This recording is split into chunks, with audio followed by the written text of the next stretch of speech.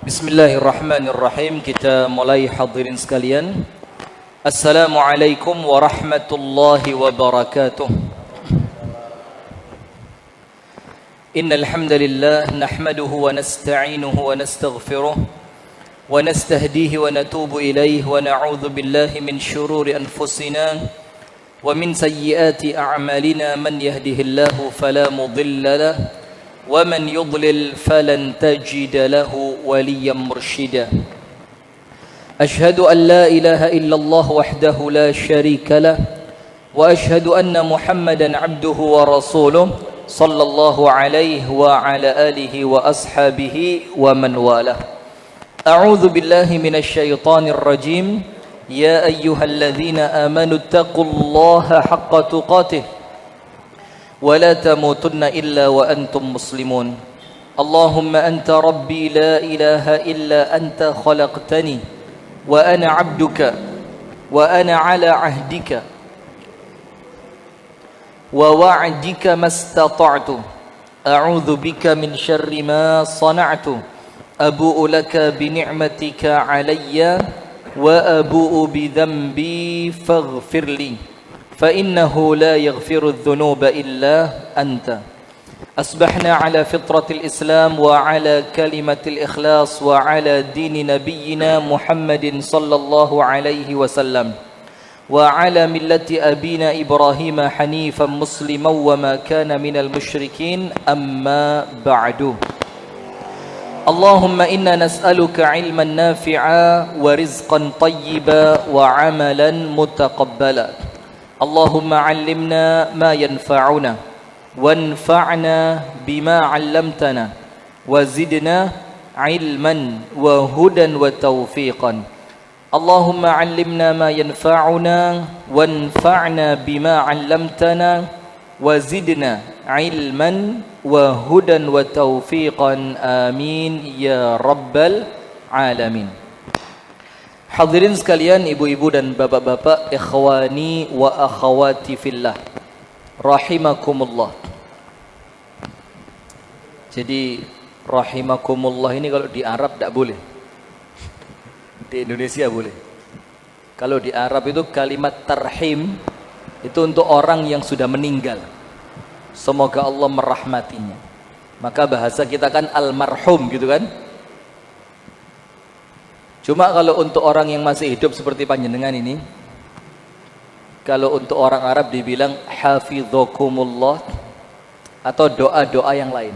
Pernah kejadian di Medan, salah satu masyayikh datang dari Saudi Arabia, diterjemahkan oleh salah satu santri Libya. Ketika pengenalan gitu kan, pengenalan namanya Asy-Syaikh Abdurrahman siapa gitu.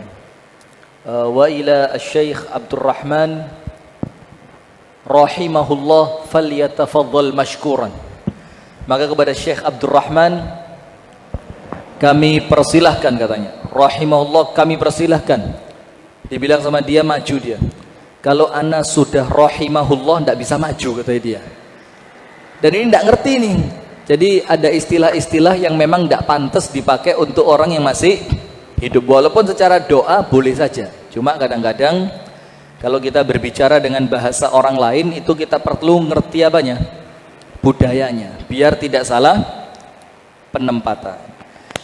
Hadirin sekalian, rahimani wa rahimakumullah, walaupun kita masih hidup ya. Puji dan syukur alhamdulillah kita haturkan kepada Allah atas limpahan nikmat karunia Allah kepada kita semua, sehingga di pagi hari ini tanggal 7 di bulan Safar kita dipertemukan Allah dalam majlis yang mulia ini dalam rangka menjalankan perintah Allah, yaitu menuntut ilmu. Kita berdoa kepada Allah Ta'ala, kita meminta dan memohon kepada Allah, semoga apa yang kita amalkan, semoga apa yang kita niatkan mendatangkan ridha dari Allah untuk kita bersama, dan kemudian apa yang kita amalkan ini oleh Allah diterima dan dicatat sebagai suatu ibadah. Amin ya rabbal alamin. Kemudian berikutnya salawat beriring salam semoga tercurahkan senantiasa kepada uswah kita, Nabi besar, Nabi agung, An-Nabi Muhammad sallallahu alaihi wasallam, beserta seluruh keluarganya, beserta seluruh istrinya, beserta seluruh sahabatnya, dan seluruh di antara umat dan pengikutnya yang setia menjalankan sunnah, menjalankan tuntunan, dan menjalankan ajarannya ila yaumil qiyamah. Hadirin sekalian yang dirahmati oleh Allah, di pagi hari ini kita masuk pada bab yang ke-14. Bab yang ke-13 sudah ya. Apa itu? Di antara akhlak para salafun salih itu banyak memaafkan. Yang ini sudah ya? Banyak memaafkan sudah? Sudah Pak Haji? Sudah bulan lalu ya. Maka satu tambahan dari Al-Imam Al-Hasan Al-Basri, luar biasa. Dari Imam Hasan Al-Basri. Suatu hari ada muridnya Imam Hasan Basri itu mendengarkan beliau, Ustaz, Masya Allah, anda tidak kelihatan antum Ustaz. Afwan Ustaz, ya Allah, ya Rabb, kaifa haluk Ustaz? Masya Allah, ana sudah curiga, kayak pernah lihat. Khair insyaallah. Suatu hari Al-Imam Al-Hasan Al-Basri dilihat oleh muridnya, tidak sengaja kedengeran ketika sholat malam. Dan selesai sholat sampai azan subuh, doanya untuk siapa? Hanya untuk orang yang zalim kepada beliau. Allahumma afu amman zalamani, Allahumma barik fi hayatihim, Allahumma atihim sihha wal afiyah fi badanihim, Allahumma wafiqhum lima tuhibbu wa tardo. Wais, doanya keren-keren. Hanya untuk siapa? Orang yang zalim kepada beliau. Ya Allah, ampuni dosanya, berkahi umurnya, berikan kesehatan di tubuhnya, mudahkan mereka melakukan apa yang mendatangkan ridho dan cintamu. Doanya bagus hanya untuk orang yang zalim. Sampai si murid yang mendengarkan ini bilang apa? Laitani zalamtuhu. Alangkah bagus kalau saya zalim sama dia. Kenapa? Karena dia iri. Wong zalim itu ngone kayak ngono apike. Setelah selesai sholat subuh, muridnya tanya sama Imam Hasan Al-Basri, ya Imam, sami'tukal barihata, aku dengar tadi malam begitu panjang doamu untuk orang yang zalim kepadamu. Apa kata Imam Hasan Basri? Iya. Kata beliau, karena aku mengamalkan firman Allah Ta'ala, faman afa wa aslaha fa ajruhu 'ala Allah. Barang siapa yang memaafkan dan dia tidak menuntut ganti, maka nanti yang nanggung pahala untuk mereka langsung adalah Allah. Saya kepingin dapat ayat itu. Maka setiap orang yang zalim kepada saya, semuanya saya maafkan mereka. Masya Allah. Jadi ini akhlak yang kita perlu punya. Cek hati ini jembar, gak mangkelan, gak gampang nyimpen dendam. Aduh, percuma ngerungokno omongane manusia ini. Buduh, ndak tambah manfaat, tambah ciut. Nah, maka kecuali kalau yang mereka omongkan itu sesuatu yang betul, maka kita perlu pikir. Ya pertama dikandani mangkel, ya mangkel. Sudah, jangan bohong lah. Ndak ada orang seneng dikritik, itu ndak ada. Wah, ana paling seneng dikritik. Kalau ada orang ngeritik, tak kasih hadiah emas 2 kilo. Alah, ndak ada. Cuma kalau orang berakal, itu diem dia. Dikritik itu diem. Karena apa? Nanti ketika sendirian, itu mulai dipikir. Kok sepertinya betul ya? Atau mungkin jangan-jangan ana yang salah. Mungkin omongannya dia bener. Nah begitu, maka ojo gampang responsif. Ngilokno aku yo, gak terima be aku. Sampai ini mengingkari, sudah, yang santai hidup itu ya. Maka salah satu di antara sahabat Nabi yang dijamin masuk surga, ternyata apa? Seorang laki-laki yang ketika mau tidur amalannya 2, memaafkan semua orang yang zalim pada hari itu, dan untuk besok dia tidak punya niat zalim kepada orang Islam. Masya Allah, lihat. Jadi ini ternyata amal yang bikin dia masuk surga padahal orangnya masih berjalan di muka bumi. Ati ini jembar. Nah ini yang kemudian kita ini keliru sekarang. Ngamuan, tersinggungan, gampang nyimpen dendam. Akhirnya gitu ketemu orang itu ndak los. Ketemu orang itu merengut terus. Akhirnya mukanya surem. Mukanya apa? Surah. Nah maka sekarang yang baru di siang hari ini bab yang ke-14 dari kitab Min Akhlaqis Salaf, di antara akhlak para salafun salih. Semoga Allah meridhai mereka dan menjadikan mereka ridha kepada Allah Subhanahu wa taala. Ustaz Subhan, ingat saya, tak pikir-pikir Ustaz siapa ini? Karena nomor HP saya hilang Ustaz. Ya Allah, HP saya ini tiba-tiba pas ngisi pengajian. Ini diingatkan sama Allah ini. Saya ngisi pengajian sambil balas WA bisa, karomah Ustaz. Jadi kadang-kadang sambil balas WA yang penting-penting itu saya balas gitu. Iya, tidak, belum, jazakallah khair gitu sambil WA, sambil pengajian. Suatu hari lagi WA, moro-moro mati. Saya biarin dah. Ndak lama nyala, moro-moro kode verifikasi. Loh, selali kabeh wisan. Ngawur blank, entek. Jadwal pengajian hilang, tema pengajian hilang, nomor hilang semua, foto-foto hilang, entek blas. Tak pikir ya Allah, diingetin sama Allah. Gak oleh pengajian main HP, ndak boleh ternyata. Ustaz Subhan, barakallahu fikum. Iya, bahaya ini. Yang ke-14. Dengerin, nanti supaya kita ngerti ya. Kathratu ta'zimihim hurmatal muslimin wa mahabbatal khairi lahum. Jadi akhlaknya para salaf itu apa? Sangat mengagungkan sesama muslim. Dengerin, kalimatnya muslim loh ya. Dan muslim itu adna maratibiddin, martabat agama yang paling rendah. Islam, iman, ihsan. Betul tak?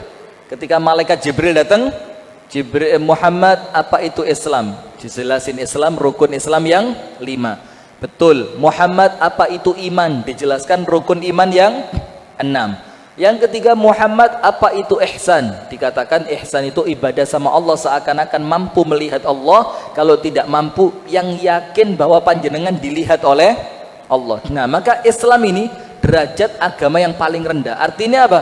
Masih hanya sebatas amalan fisik, sholat, zakat, puasa dan haji. Nah maka di sini judulnya memuliakan kehormatan orang Islam. Jadi selama dia masih kelihatan sholat, muliakan dia. Wa mahabbatul khairi lahum, dan menginginkan kebaikan untuk mereka. Nah kita ini keliru. Lek ono mungsul pengajian pegatan tepuk tangan, kapok aku, gak melok ngaji mbek aku, rumah tanggamu rusak. Ndak boleh begitu. Ndak boleh. Ketika lihat tokonya orang lain yang mungkin saingan dalam pengajian sama kita, tokonya bangkrut, dalam hati ada seneng apa sedih? Jujur, ndak usah gaya tok. Seneng apa sedih? Seneng, kapok kan, buyar tokomu. Atau kemudian dapat berita rumahnya kebakaran, tidak boleh, tidak baik begini nih, tidak baik begini, tidak baik.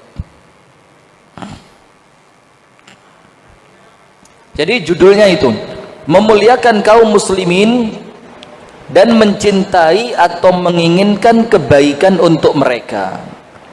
Jadi kalau lihat orang Islam itu kepingin orang itu baik. Mudah-mudahan kamu husnul khotimah, mudah-mudahan rumah tanggamu baik, mudah-mudahan anakmu jadi anak yang soleh. Dan jangan salah paham ya, berdoa untuk anak jangan sekedar anak hafal Quran, tapi minta soleh. Mas yo gak hafal Quran. Karena kalau cuma mintanya hafal Quran, woi kita tertipu banyak sekarang.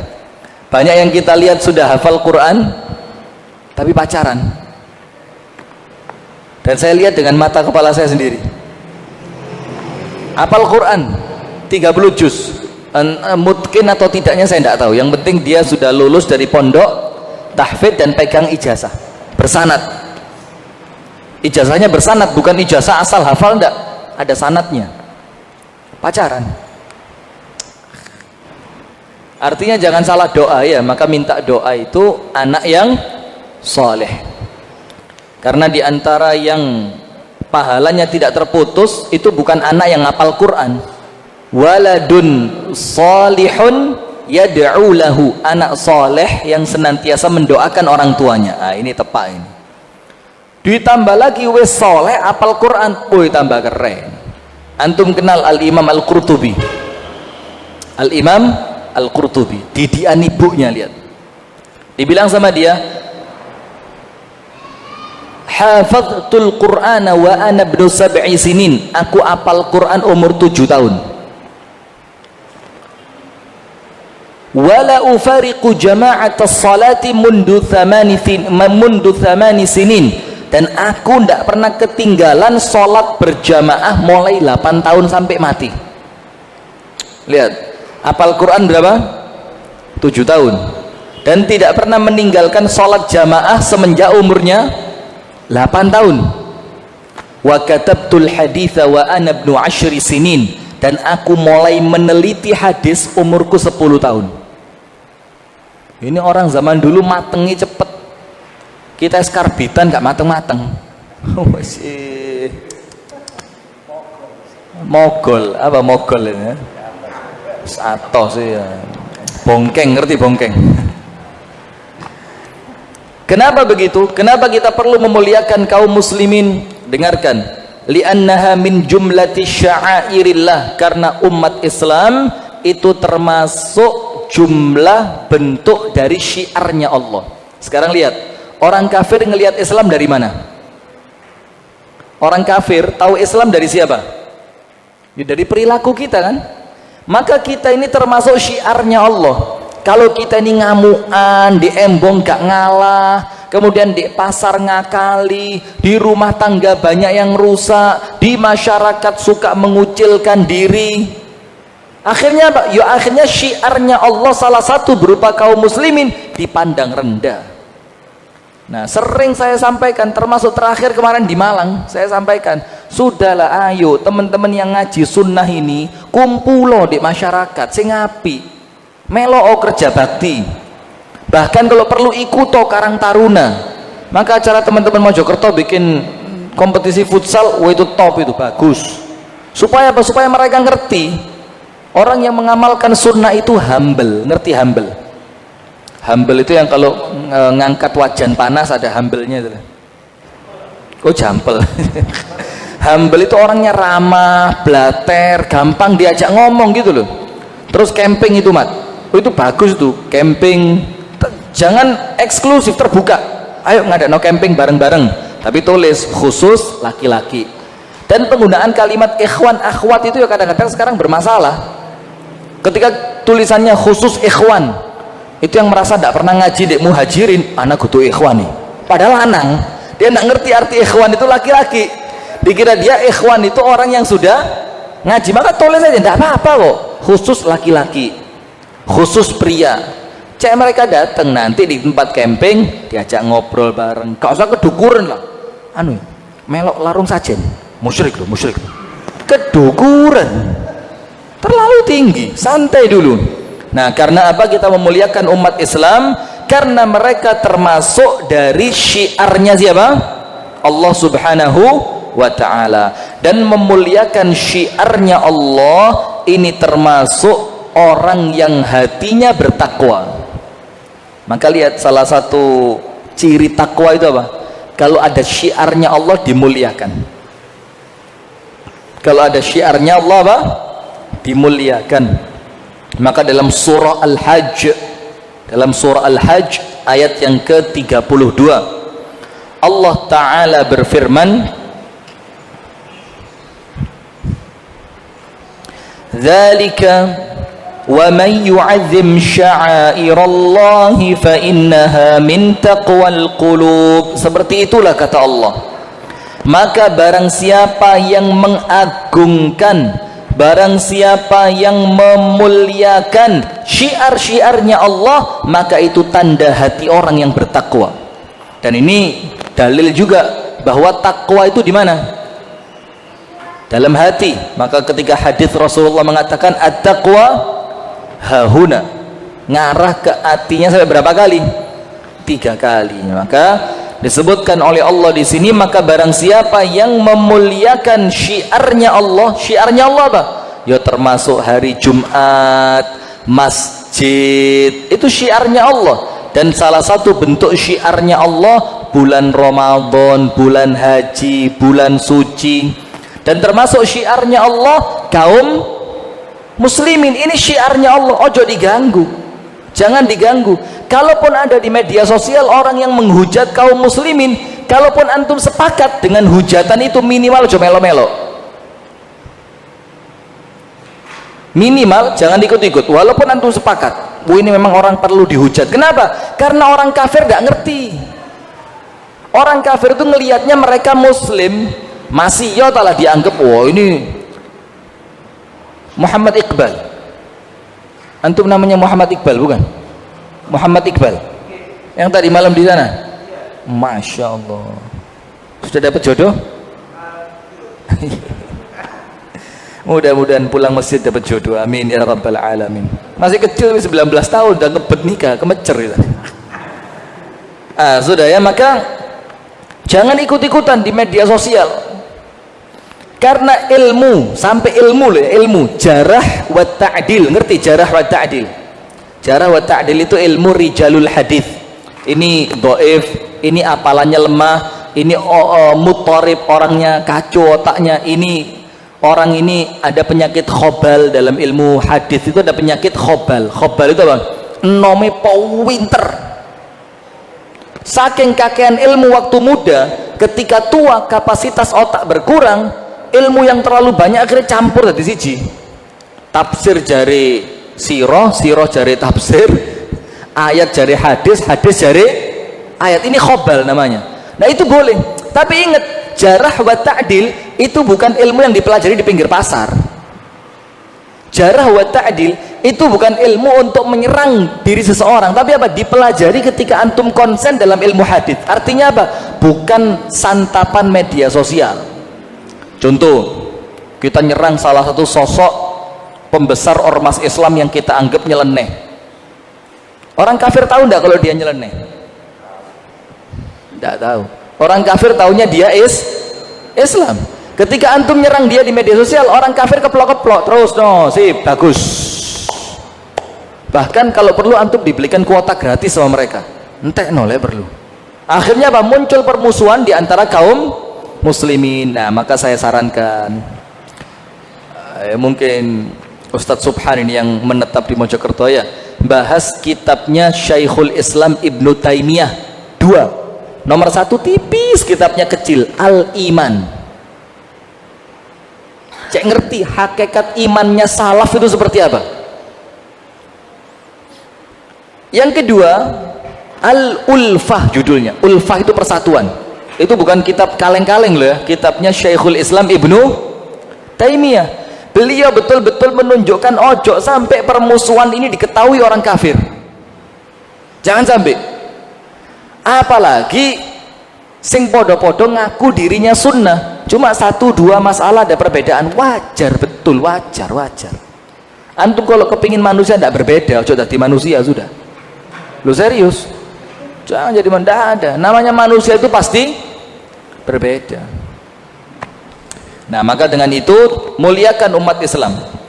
Nah, sayangnya sekarang kita ini kan sering ngomong khawarij gitu, khawarij. Atau yang lain lagi murjiah. Wah, saling serang.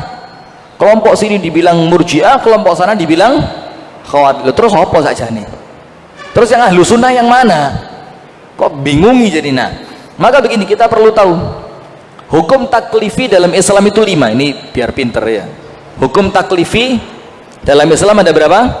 5. Hukum taklifi itu hukum fikih yang menentukan ini wajib, sunnah, makruh, mubah atau halal. Ya.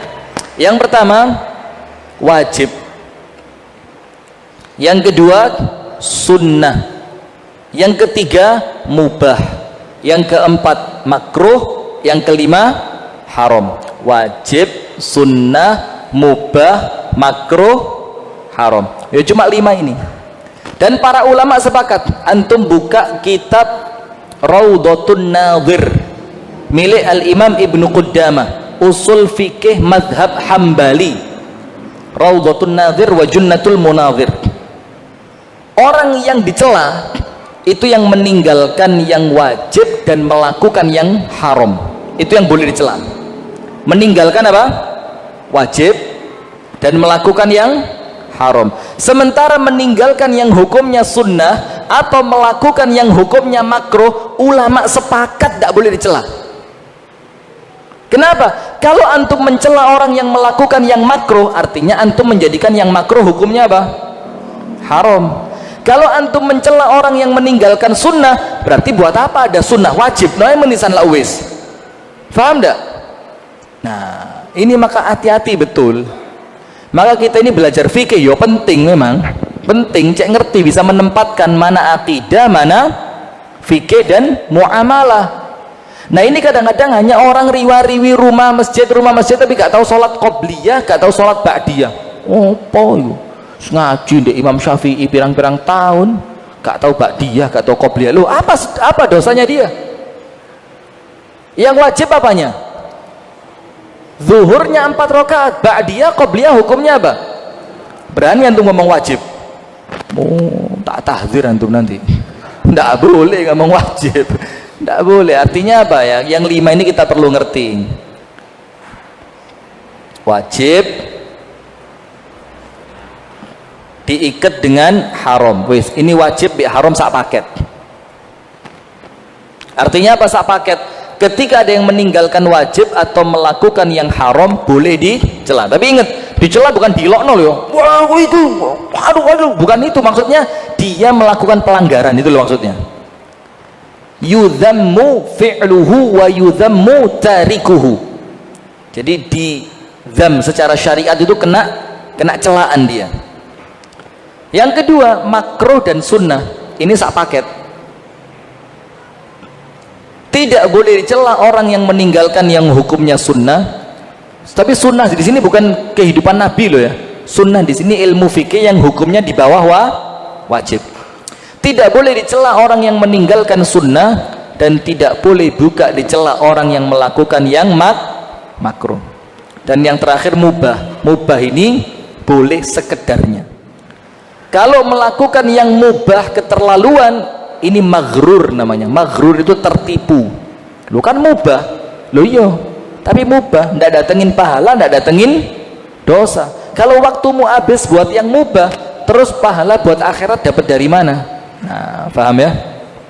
Kemudian waqad 'azzama an-nabi sallallahu alaihi wasallam. An-nabi sallallahu alaihi wasallam telah mengagungkan, bukan macam-macam loh, nabi yang mengagungkan, hurmatal muslimin, kesucian kaum muslimin, fi a'dhami mahfalin syahidathul basyariyah, di acara terbesar yang pernah ada. Artinya ketika melakukan khutbah Arafah waktu Rasulullah melakukan haji wada. Faqala sallallahu alaihi wasallam, maka Rasulullah sallallahu alaihi wasallam bersabda fi hajjatil wada', ketika melakukan hajjatul wada', inna dima'akum, sesungguhnya darah kalian, wa amwalakum, harta kalian, haramun alaikum, haram untuk kalian. Haram maksudnya apa? Tidak boleh diambil tanpa alasan yang syar'i, darahnya ataupun hartanya, tidak boleh. Ka hurmati yaumikum hadza, seperti sucinya hari ini, hari Arafah. Wa syahrikum hadza, dan bulan ini, bulan apa? Rajab ya, bulan haji Rajab ya. Apa? Oh, Dzulhijjah, ya Allah, ya Dzulhijjah. Dan kesucian bulan Dzulhijjah. Wa fi baladikum hadza, dan di negerimu ini, kota Makkah. Jadi sucinya itu digabungkan 3 sama Rasul. Seperti sucinya hari Arafah, ditambahi kesucian bulan Dzulhijjah, ditambahi kesucian kota Makkah. Artinya kalian kalau di bulan Dzulhijjah, di hari Arafah, pas di kota Makkah, berani zina. Berani zina. Gak mungkin wani insya Allah. Kenapa? Ini 3 kesucian gabung jadi satu. sucinya hari Arafah, di mana pada hari itu Allah paling banyak mengampuni manusia, dan sucinya bulan suci Dzulhijjah, dan sucinya kota Makkah. Maka mencelakai umat Islam seperti menodai yang tiga tadi. Tidak boleh ngepek duit wong Islam. Cuma sayangnya teman-teman sing wis ngaji sunnah ini urusan duit paling ruwet. Ditagih itu loh dalilnya metu. Ya akhi, man yassara ala mu'sirin yassarahullahu fid dunya wal akhirah. Barang siapa memudahkan umat Islam, Allah mudahkan dunia akhirat. Lho iku dalile beda, Pak. Iki dalile bayar utang. Susah. Ya Allah. Atau dikeluarin. Antum ingat gak dulu Ustadz pernah cerita orang yang mengikhlaskan utangnya orang lain sama Allah dosanya diampuni. Loh, iki bape beda iki. Iki bab nagih utang, jangan dikasih dalil yang lain. Maling ngelu, ting utangi teman-teman ngaji sunnah iki maju mundur. Utangi gak. Engko diutangi dalilnya metu. Gak diutangi yon dalil pisan nih. Aduh susah sudah. Maka bagaimana? Sudahlah, bismillah hadirin. Jangan nodai kajian-kajian yang baik semacam ini dengan akhlak kita yang tercela. Eman ngaji nih. Sing salah pribadinya, yang kena apanya? Pengajiannya, yang kena teman-teman semuanya. Dan antum perlu tahu, yang namanya oknum, ngerti oknum ya? Kelompok besar, satu ngerusak. Yang satu namanya apa? Oknum. Mesti di mana-mana umum oknum ini digoleki mesti. Oknum ini mesti yang paling disorot. Misalkan gini, jamaah Masjid Imam Syafi'i melakukan bakti sosial. Tidak aneh, biasa. Jamaah masjid bakti sosial kok, biasa. Jamaah Masjid Imam Syafi'i menggalang dana untuk Muslim Wamena, biasa.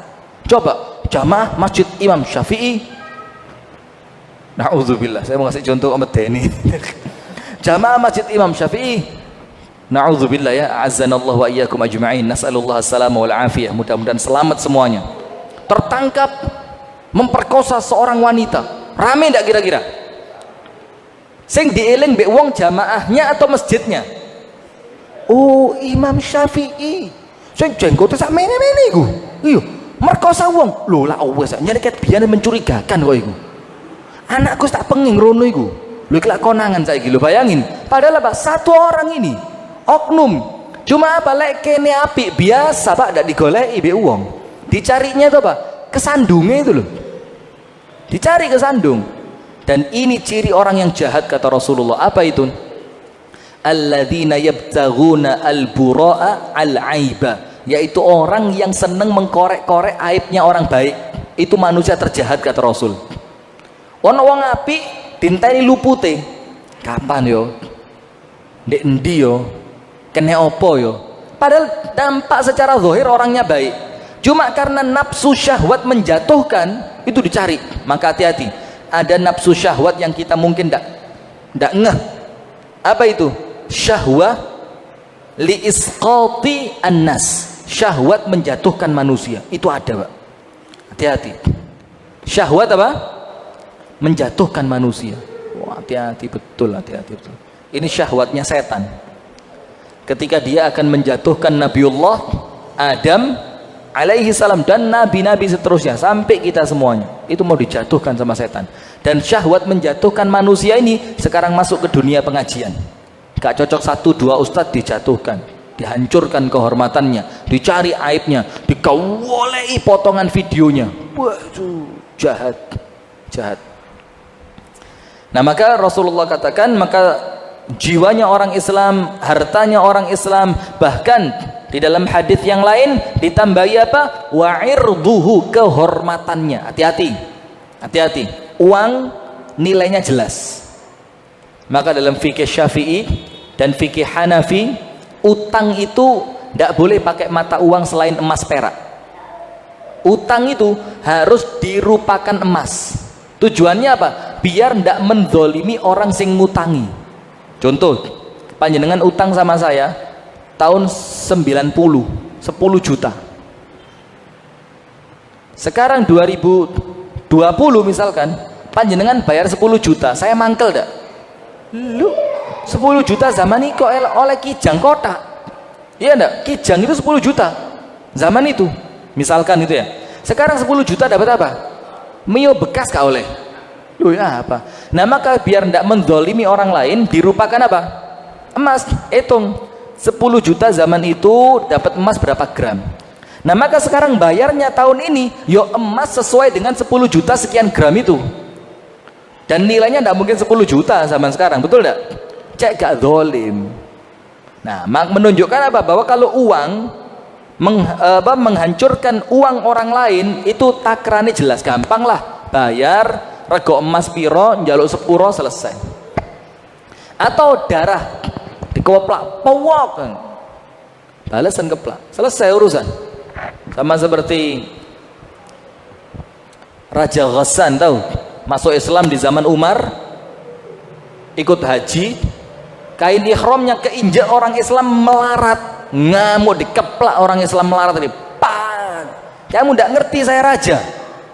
Orang Islam tadi lapor sama Umar, Mar, Raja Ghassan ngeplak aku. Lu yo, wih di darahnya keluar. Oh, tarik sini, tarik. Didekatkan Raja Ghassan ke hadapan Umar. Ditanya, "Adzarabta hadza?" Kamu pukul dia. Loh, saya mukul dia, dia nginjak kain ihram saya. Dia tidak ngerti saya raja. Kata Umar, oh saya jahiliyah orang ini.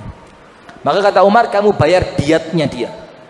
Sekian ekor unta. Tidak mau dia, tidak mau. Kalau kamu tidak mau, dipukul di depan buahnya orang sampai hidungmu berdarah. Ya tidak mau juga. Kalau gitu saya tak murtad saja, kata dia. Bayangin, hanya gara-gara kesombongan sampai kepingin murtad. Maka para ulama mengatakan ada dua yang menghalangi manusia dari ilmu. Yang pertama sombong, yang kedua malu. Yang pertama apa? Sombong. Mana lapo ngaji runu, lapo melok wono. Oh coba gudu sampean melok aku. Oh coba gudu ustad iki teko aku. Nah, sombong. Yang kedua malu. Isin rek, gak tau ngaji. Isin. Apalagi yang akhwat ini mungkin yang lainnya jilbabnya besar-besar, bercadar, itu masih pakai pasmina. Oh gak asik. Kau diguyu mbek setan, jare setan, iya ojo. Sing cadaran iku pae lek ketok sampean ngene wae dijambak sampean, Mbak. Jol gak sarono akhirnya. Akhirnya apa? Karena malunya tadi tidak dapat ilmu dia. Nah maka Malik Ghassan kata Umar, murtad silahkan. Tapi dalam agama kita murtad bunuh. Apa kata Raja Ghassan? Anzirni ilal laila. Kasih waktu saya sampai malam nanti, saya tak mikir. Besok pagi saya ketemu kamu, saya kasih keputusan.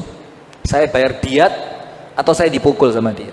Ternyata apa? Malamnya Malik Ghassan sama bala tentaranya kabur dari kota Madinah, kabur dari kota Mekah. Pergi dia, balik ke kampungnya, balik Nasrani. Nah ini darah, gampang hitungan nih, kisos beres. Iya kan? Tapi kehormatan coba. Kehormatan ada harganya. Tidak bisa dihargain pakai duit. Maka antum ini mendingan ngambil duitnya orang, mendingan matain kakinya orang daripada menjatuhkan kehormatannya orang. Karena kehormatan ini tidak ada nilainya dengan rupiah. Dan minta maafnya, tidak semudah minta maaf ketika uang sudah dikembalikan, ketika kaki sudah diobatkan. Sampai enak aja lo sepuro, sampai karo tapi lorone hatiku bien. Dek ngarepe wong akeh. Sampe ngilon aku ngene. Gak iso lali aku, Mas. Eling, Mas. Wah, susah. Maka betul-betul hati-hati. Itulah Rasul ingatkan kita, kalau beriman kepada Allah, ngomong sing apik. Kalau tidak bisa apa? Aman, selamat. Man sakata atau man somata naja. Orang yang diam dia bakal selamat. Termasuk di zaman fitnah ini, salah satu wasiatnya Rasul apa? Enteng, inget ya, Rasul itu tidak seperti kita, Pak. Lek ngai wasiat itu enteng, aplikatif. Kita sekarang Ustadz minta nasihat, oke, siap. Tahajud 11 rakaat, jangan putus. Puasanya langsung Daud. Ngaji sehari 5 juz. Sodako sedino 300.000. Melet ini anak. Rasul enggak, Rasul bilang apa? Ketika muncul fitnah, pegang satu ini. Apa itu? I'mal ma ta'rif. Amalkan apa yang kamu ngerti. Oh ngerti sholat duha keutamaannya besar, sholat atau duha. Oh ngerti puasa Senin Kemis keutamaannya, sholat atau puasa Senin Kemis. Ngerti silaturahim ini keutamaannya besar, silaturahim kamu. Karena apa? Kalau kita sibuk dengan amalan ini, kita akan tersibukkan dengan amalan dari sibuk dengan fitnah. Yang kedua, tidak pakai Rasul katakan jawaban, ndak. Apa yang kedua? Wada'. Da' itu tinggalkan. Apa yang kamu tinggalkan? Ma tunkir, apa yang kamu ingkari. Kita sekarang ndak, sibuk ibadah ndak, meninggalkan yang kita ingkari juga ndak. Sibuk ibadah tidak, karena apa? Bantahi orang yang kita ingkari. Lah lapo sampai bantahi ku lho. Oh, ini menjelaskan al-haq Ustaz, al-haq kok. Waduh, sampai nemen kopi ya. Sudahlah, sibukkan. Antum lihat mana manfaat. Antum lihat tidak manfaat, tinggalan. Mau apa? Mau sibuk apa? Debat itu ngerasno hati. Kemarin satu teman saya lama tidak ketemu, gak tahu muncul di Facebook. Muncul tulisannya apa? Kata Ustadz pada pengajian tadi sore, kalaupun demo diperbolehkan pemerintah maka menjadi halal. Lalu apakah riba kalau pemerintah membolehkan juga halal? Paham enggak? Jadi kan hujahnya orang itu kan, oh itu pemerintah membolehkan. Lalu dikatakan kalau memang itu menjadi boleh gara-gara pemerintah mengizinkan, apakah riba jadi boleh kalau pemerintah mengizinkan? Tak komen singkat, padat, jelas. Dan tidak ada balasan. Apa itu? Qiyas ma'al fariq batil. Ini bukan qiyas ini. Astaghfirullahaladzim, gak ridu somane wis. Sudah, tidak usah dibahas. Pokok intinya itu.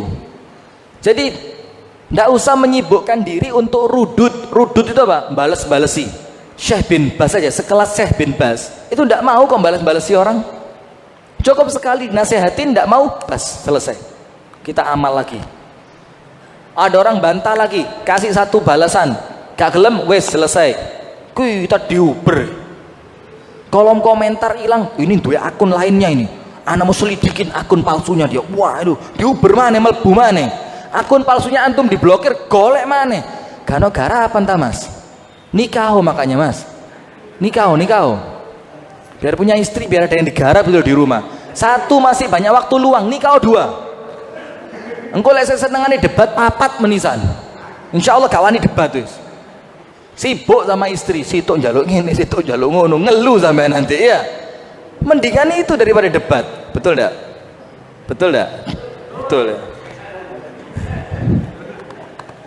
Enggak, ini kayak guyon tapi serius ini. Buat apa antum debat-debat itu buat apa?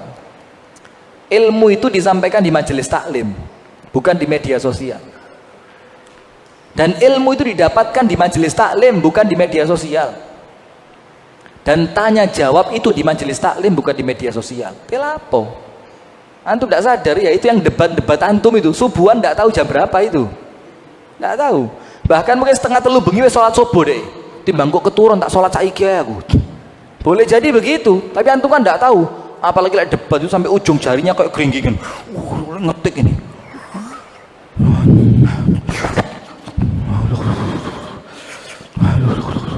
Sampai jarinya kayak wong tes stroke gitu, keringgingan. Hati-hati loh, tidak manfaat antum stroke gara-gara debat itu. Maka Rasul katakan kullu muslim 'alal muslimi haramun. Muslim yang satu untuk muslim yang lain hukumnya apa? Haram. Apa yang haram? Darahnya, hartanya dan kehormatannya. Wa kana Abu Bakar As-Siddiq radhiyallahu taala anhu yaqul, dan adalah Abu Bakar As-Siddiq radhiyallahu taala anhu wa ardahu, semoga Allah meridainya, dia mengatakan apa?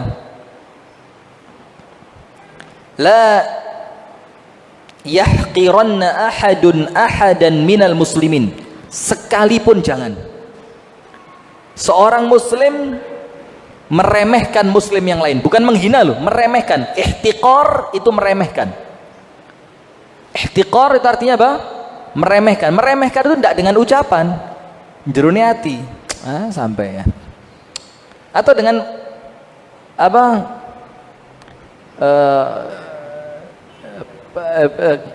lirikan mata kediban, atau dengan mencepe lambe. So ini merendahkan ini. Dan Abu Bakar mengatakan apa? Dan mohon maaf ya, muka ini tidak bisa digoroi loh ya. Muka ini tidak bisa dibohongin. Mana muka orang yang gaya ning remehno, mana muka orang yang betul-betul antusias, mana muka orang yang kebaikannya itu ikhlas, itu ketoro Pak, tidak bisa digoroi. Karena apa? Kebaikan dari hati akan masuk ke dalam hati, dan sebaliknya kebaikan yang dibuat-buat itu ono tembok Pak, tang mental, tak bisa. Kalau dari hati pasti masuk. Maka Abu Bakar mengatakan, la yahqiranna ahadun ahadan minal muslimin, jangan seorang pun di antara kalian meremehkan umat Islam, jangan.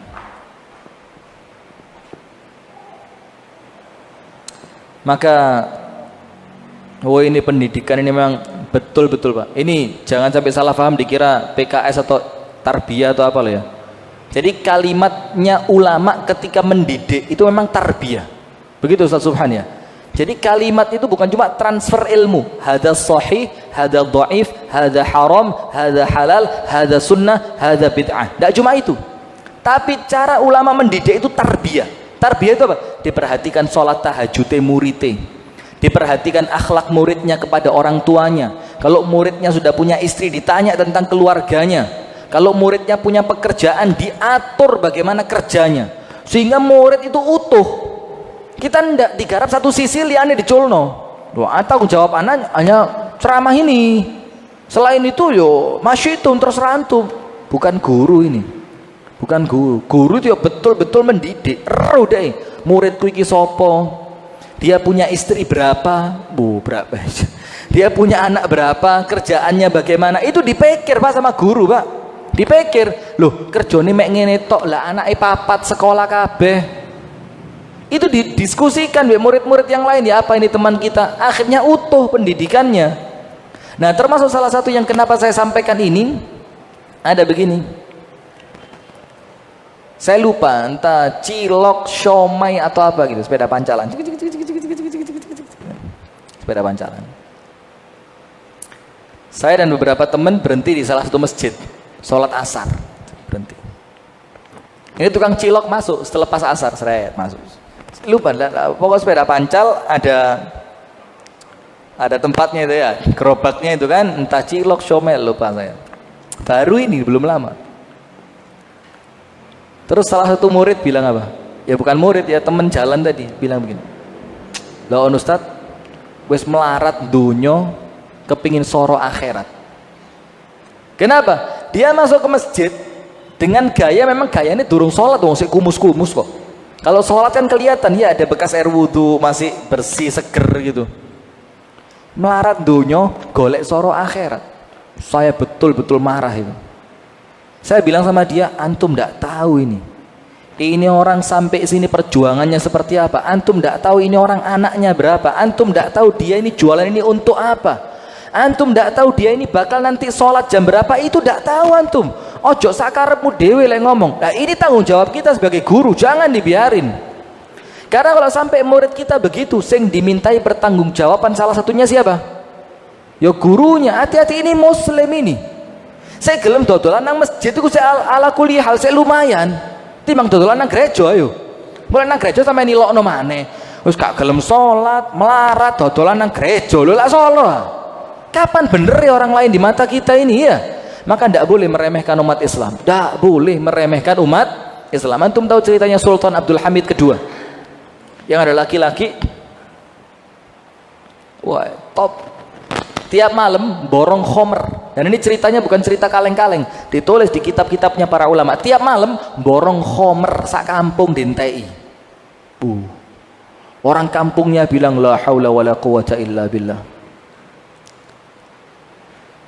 Ghinauhu yadurruhu, kayanya dia bikin mudarat buat dia. Don, duit sakmono kae game borong khomer. Nanti lain hari semua, naudzubillah ya, semua perempuan nakal dibayar pulang. Dikira orang dibawa pulang ke rumahnya ini laki-laki. Masya Allah, istrinya protes, mas kata istrinya tadi, kalau kamu tiap malam begini mas, kalau kamu mati tidak ada orang mau nyolatin, tidak ada orang mau nyolatin kamu, tidak ada. Kenapa? Kamu ini dikenal orang senengan ngeborong khomer, Dan senengane bayari pelacur. A'azzanallahu wa iyyakum ajma'in. Kalau kamu mati, apa kata suaminya? Saya tidak takut. Allah itu tidak tidur. Kalau saya mati, nanti pemimpin sholat jenazah saya Sultan Abdul Hamid. Dan subhanallah betul, singkat cerita, dia meninggal. Dan ternyata orang tahu dia borong khamr bukan untuk diminum. Untuk apa? Untuk apa? Membebaskan umat Islam biar malam itu tidak ada yang minum khamr. Dia nyewa pelacur biar malam itu tidak ada dosa perzinaan di kampungnya. Wah, akhirnya rame umat Islam. Itu loh hadirin. Antum tidak tahu di balik dapurnya mereka ada apa, tidak tahu antum. Contoh lagi, diceritakan oleh para ulama dalam kitab mereka. Di zaman tabi'in ngerti ya? Jadi Rasulullah meninggal sallallahu alaihi wasallam, tersisa sahabat. Nah, generasi yang ketemu sahabat tidak ketemu Nabi namanya apa? Tabi'in. Salat zuhur mlebu masjid. Qomat, Allahu akbar, la ilaha illallah. Qomat. Noleh. Lu untaku ucul, mluwayu diuber untane. Dilokno mbek kanca-kancane, wallahi hubbud dunya ahlakahu. Cinta dunia membinasakan dia. Ini orang tidak tahu, nguber. Setelah untanya ketangkep, trek, dibawa balik nang masjid, bawa balik ke masjid, diikat sama dia, taleni rapat sudah aman, masuk ke masjid, loh, kok mari, sholat buyar sudah selesai, orang lagi zikir, langsung orang-orang yang sedang zikir di kalangan para tabiin mencela orang tersebut. Dibilang, salat kamu kalahkan untuk ngejar unta. Kamu ini orang yang oleh Allah tidak diinginkan kebaikanmu. Digituin. Sahabat Nabi yang dengar nangis pak, nangis. Dibilang apa? Di zaman Nabi tidak gini-gini amat kok. Di zaman Nabi, ketika Nabi hidup tidak gini-gini amat. Bahkan Rasulullah itu nunggu orang supaya urusannya selesai baru qomat. Ditunggu sama Rasul. Bahkan ada yang disuruh metua dhisik entekno sik baru sholat. Bahkan kalau makanan malam sudah keluar, suruh makan dulu baru sholat isya. Lo kok di zaman kalian begini kerasnya, katanya. Nangis sahabat. Dan itu kejadian di zaman kita sekarang. Ndelok uang jobonit tok. Antum kan tidak tahu itu mungkin onta amanah punya orang, itu mungkin onta buat dia kerja, itu mungkin onta yang dia peres susunya buat makan minum anak istrinya. Tapi kita kan mek senengane mek ngomong toh, sholat dikalahin sama unta. Loh, sahabat nangis ngrungokno iki. Lah kok kita keplok-keplok, iya lemah iman. Gak ngaji nang Imam Syafi'i sih. Waduh, kalimat-kalimat yang menyakiti hati kaum muslimin. Tidak boleh, jaga lisannya, jangan nyakitin kaum muslimin. Ada lagi seorang laki-laki di zaman Abbasiyah ngerasani ulama. Ngerasani siapa? Ulama di depan khalifah. Inna alima fulan, ini alim fulani ini, qila anhu kadza wa kadza, katanya begini dan begitu. Khalifah tidak terima. Tuman. Kenapa? Itu orang Rum, orang Parsi, orang Tatar ya. Rum, Parsi, Tatar. Semuanya selamat dari lisan kamu. Lo mau saudaramu tidak selamat dari lisanmu? Itu lo yang kafir-kafir itu selamat dari lisan kamu. Lo mau yang muslim tidak selamat dari keburukan lisanmu? Meneng langsung recep. Mu ini mak jelep ini. Nemen mak jelepin dipanah langsung mlebu ati ini jelek. Lo mosok yang kafir-kafir dibiarin, yang muslim-muslim diusilin. Nah, maka begitu. Maka Abu Bakar mengatakan, la yahqiranna ahadun ahadan minal muslimin. Jangan sampai seorang pun di antara kalian merendahkan umat Islam. Kenapa begitu? Dengerin alasannya Abu Bakar. Kenapa kita tidak boleh merendahkan umat Islam? Ini yang ngomong Abu Bakar loh ya. Sahabat yang paling mulia setelah Nabi SAW. Dibilang, fa inna saghiral muslimin indallahi kabir. Karena orang Islam yang paling rendah di sisi Allah itu besar. Karena kalau dia tidak besar, tidak dikasih hidayah sama Allah dia. Iya enggak? Sampai Abu Bakar, jangan direndahkan. Hatta orang Islam yang paling hina. Kenapa? Karena orang Islam yang paling hina di mata Allah dia mulia. Kalau dia tidak mulia, Allah tidak akan kasih hidayah. Masya Allah. Wa kana Abdullah ibnu Abbas, dan adalah Abdullah bin Abbas radhiyallahu taala anhuma. Dia mengatakan begini, afdalul hasanat ikramul jalis. Perbuatan baik yang paling baik itu apa? Ikramul jalis, memuliakan teman akrab, teman duduk. Nah, kita kan tidak boleh ambil teman akrab kecuali orang yang baik kan? Rasul mengatakan, la tusahib illa mu'minan wa la ya'kul ta'amaka illa taqi. Jangan jadikan teman akrabmu kecuali muslim yang mukmin, dan jangan memakan makananmu kecuali orang yang bertakwa. Nah, maka kalau sekedar say hello, ngerti say hello, apa kabar, assalamualaikum, waalaikumsalam, cukup, tidak apa-apa, siapapun boleh. Tapi kalau teman akrab harus pilih betul-betul. Kenapa begitu? Al muslim mir'atu akhi, siapa temanmu itulah cerminanmu. Al-mar'u ala dini khalilihi, seorang manusia agamanya tergantung agama teman akrabnya. Falyanzur ahadukum man yukhalil, maka lihat dengan siapa kalian berteman akrab. Nah, maka kata Abdullah ibnu Abbas radhiyallahu taala anhuma, kebaikan yang paling afdol itu apa? Memuliakan teman akrab. Maka di zaman Khalifah Ar-Rasyid, Harun Ar-Rasyid, ada seorang ulama ahli qiraah, muridnya Al-Imam Al-Kisai. Ini hebat di zaman itu. Dia ngerti qiraah asyrah, cara baca Quran dengan 10 bahasa, ngerti dia. Suatu hari dia sholat ngimami Khalifah Ar-Rasyid, Harun Ar-Rasyid. Ketika dia membaca ayat la'allahum yarji'un, kesilap lidahnya, dibilang apa? La'allahum yarji'in, bukan yarji'un tapi yarji'in. Lihat ini khalifah, adabnya kepada ulama. Dan ini orang muslim yang patut dijaga kehormatannya di hadapan jamaah segitu banyak. Yarji'un diganti apa? Yarji'in, dan bukan kesalahan ringan ini, merubah ini. Apa kata khalifah? Ya imamuna, ya imamana, wahai imam kami, bi ayyi lughatin taqra'u anifa, dengan qiraah yang mana yang kamu baca barusan ini tadi? Wa badalta yarji'un ila yarji'in, sampai kamu mengganti yarji'un kepada yarji'in. Apa kata muridnya Al-Imam Al-Kisai? Hatta al-jawad yakhta, sampai kuda yang hebat pun kadang-kadang kepleset kok. Apa kata Harun Ar-Rasyid? Nah, kalau ini betul. Artinya apa? Cara mengingatkan dan cara menjawabnya baik. Maka dibilang sama dia, jangankan qari Quran, kuda yang hebat saja itu gelek kesandung kok. Kata Harun Ar-Rasyid, oh ya bagus kalau gitu.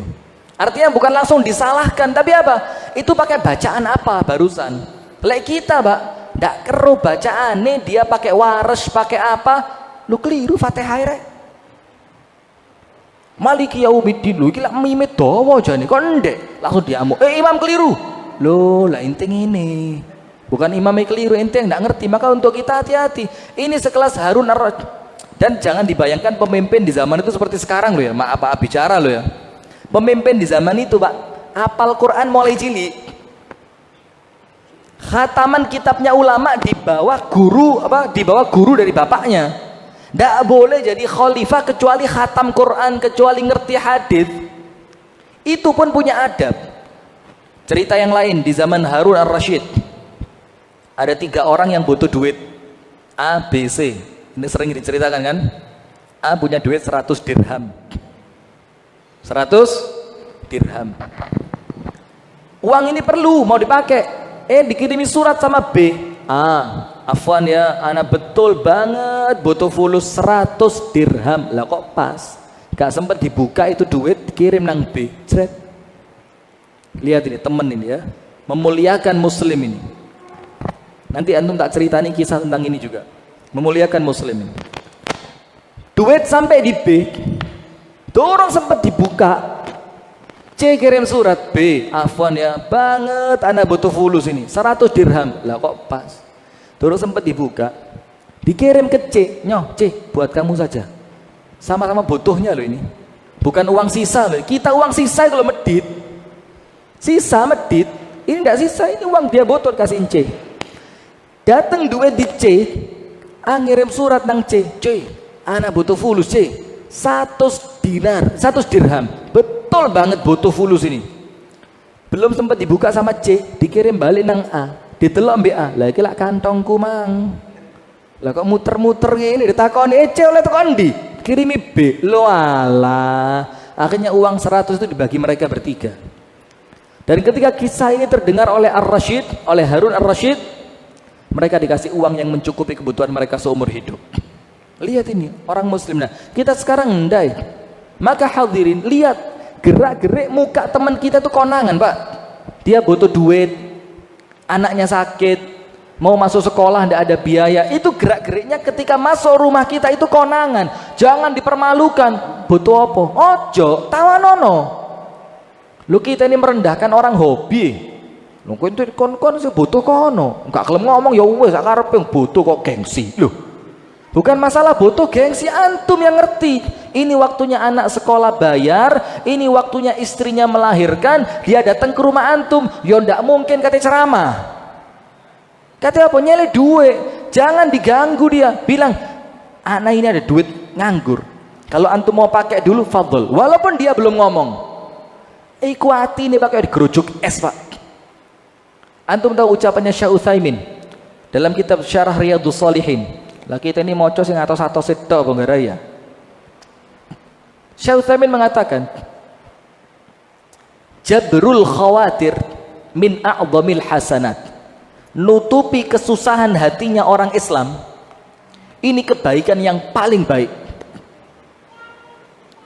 Ketika ada orang yang menyingkirkan gangguan dari jalan saja, khawatir umat Islam kena ri, itu dimasukkan surga kok.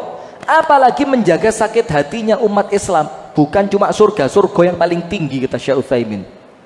Jadi menyelamatkan kakinya orang Islam dari duri itu mlebu surga. Menyelamatkan kaki umat Islam dari duri masuk mana? Surga. Apalagi menyelamatkan hatinya dari kesedihan. Lho kene sing ngene-ngene gak dipelajari. Ojo Ustaz. Gengsi arek jarno gak gelem ngomong, gak ngarepe melarat gengsi. Lho. Jangan, apalagi kalau ada tamu ke rumah. Wes setengah jam gak petuk-petuk, muter terus ngomongi. Cerita Imam Syafi'i, cerita Musola Muhajirin, cerita Ustadz itu, wah pengajian di tempat anak, Masya Allah Ustadz kajian sunnah sekarang, Masya Allah hebat. Iki teko urusannya apa gak jelas, muter terus. Ini mesti orang yang ditutupi. Cuma dia mau ngomong apa? Malu, ojo malah ditanggap.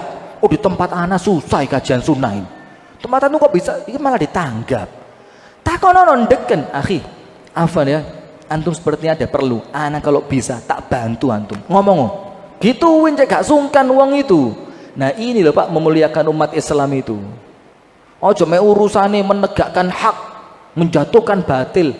Sudah, mari urusan akhiratmu ini loh.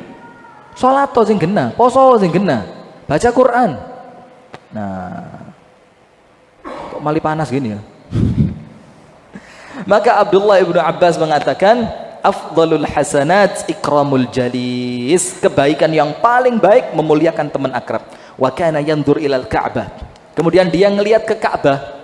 Dia bilang apa? Innallaha harramaki wa syarrafaki wa karramaki wal mu'min a'zamu hurmatan 'indallahi ta'ala minki. Allah memuliakan kamu wahai Ka'bah. Allah mengagungkan kamu. Allah menjadikan kamu sempurna kata Abdullah bin Abbas. Tapi ingat, kehormatan seorang muslim jauh lebih berharga dibanding dirimu. Wah, ini artinya apa? Kita di depan Ka'bah. Waduh kayak wedi gitu. Orang Islam lebih mulia dari Ka'bah itu.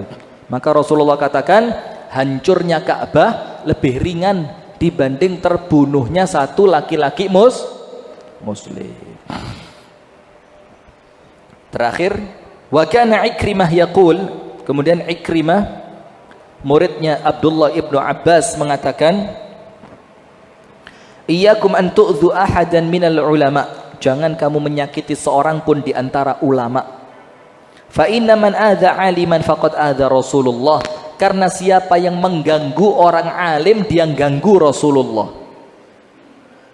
Orang yang mengganggu orang alim dia ganggu siapa?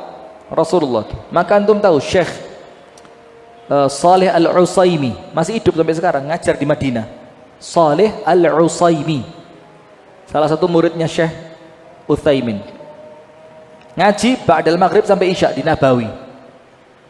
Antum tahu beberapa muridnya pergi, murid mulazamahnya, bukan murid yang jamaah umroh, bukan, murid mulazamah, kali 1, 2, 3, ngamuk dia dan belum pernah marah sebelumnya. Marah dia, dibilang apa? Kalaupun kamu tidak menghormati saya, tapi hormati ilmu yang saya bawa. Karena ilmu yang saya sampaikan ini adalah qala Allah wa qala Rasulullah. Kamu ada keperluan pulang, saya juga ditunggu istri saya di rumah. Podo-podo gini. Artinya apa? Ini memuliakan umat Islam. Ojo sembarangan, ojo sembrono, ojo sakarepe dewe. Tidak boleh sakarepe dewe.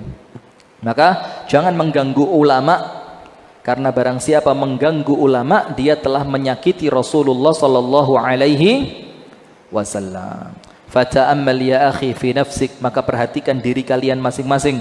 Hal 'azzamta hurumatal muslimin fadlan 'anil ulama was salihin, apakah engkau telah memuliakan orang muslim, terlebih lagi para ulama dan orang-orang yang salih? Coba lihat, orang muslim yang makan dimuliakan enggak? Orang muslim yang lewat auratnya kurang tertutup sampai, astagfirullah, saya lupa, astagfirullahaladzim, tak ceritain dulu, nanti insya Allah namanya keluar. Ulama dari Saudi datang ke Jakarta mau jalan ke puncak Bogor. Ada orang gila perempuan telanjang minta berhenti dari mobil. Berhenti dari mobil. Negara kalian ini mayoritas muslim. Berarti kira-kira perempuan gila itu muslimah enggak? Ya, kalau lihat gayanya muslimah. Ini syekh turun, gutrohnya dia dilepas. Gutroh itu yang kain putih itu loh, dilebarkan buat nutupi auratnya perempuan gila tadi. Subhanallah. Ini loh yang perlu dicontoh ini. Aja kayak guyon wong gendeng itu ya. Woi, gendeng woi. La haula wala quwata illa. Nah, gini-gini yang perlu kita contoh. Apakah engkau telah memuliakan muslimin, terutama orang-orang salih ataupun ulama? Am ihtaqartahum wa waqa'ta fi a'radihim wa sirta minal fasiqina bidzalik, atau justru kamu merendahkan mereka, atau kamu jatuhkan kehormatan mereka dan saat itu kamu menjadi orang fasik. Kenapa jadi orang fasik? Qitalul muslimi kufrun, sibabul muslimi fusuq, wa qitaluhu kufrun. Mencela orang Islam itu apa? Fasik. Kurang lebihnya mohon maaf, semoga ada manfaatnya. Insyaallah kita lanjutkan pada pertemuan yang berikutnya. Hadanallahu wa iyyakum ajma'in. Subhanakallahumma wa bihamdika asyhadu an la ilaha illa anta astaghfiruka wa atubu ilaik. Assalamualaikum warahmatullahi wabarakatuh.